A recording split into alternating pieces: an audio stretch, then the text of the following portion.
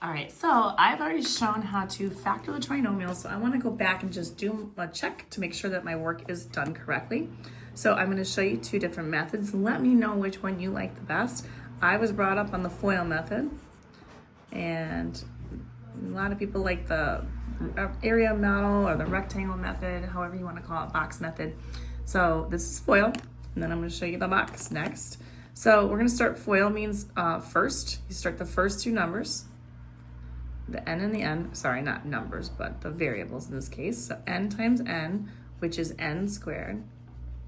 And then we do our outside numbers, which is the n, and then in this case, it's a minus 10. So we want n, and then times a negative 10, which is gonna give me a negative 10n. Then we do our I, which is inside two numbers, the negative 1 and the n. And that's going to give me a negative n, or a negative 1n, if you want to write that, that's fine.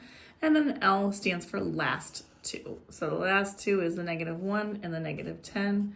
And when you multiply them, you get a positive 10. Now, this typically will happen where your two middle numbers, it depends on how the binomials are set up, but typically your two middle numbers are going to add up together in the middle and combine. So you end up with n squared.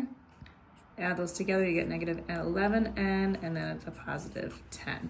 So that's how you can check it one way. Now the other way is the box method. Box method, you just set up a rectangle, and you set it into 4 little boxes. And you're gonna put the first one that you figured out, n minus 1. I usually put it on top.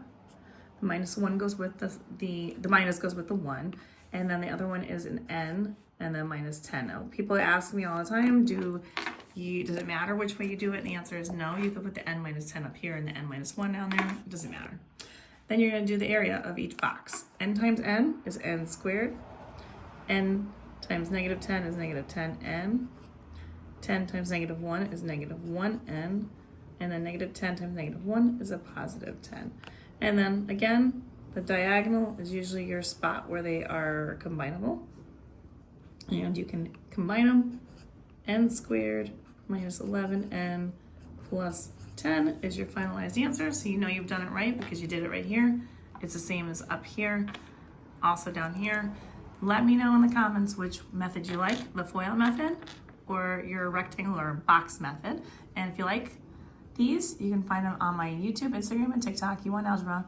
And you can check them out under the quadratic formulas section. And don't forget to like, share, and follow for more.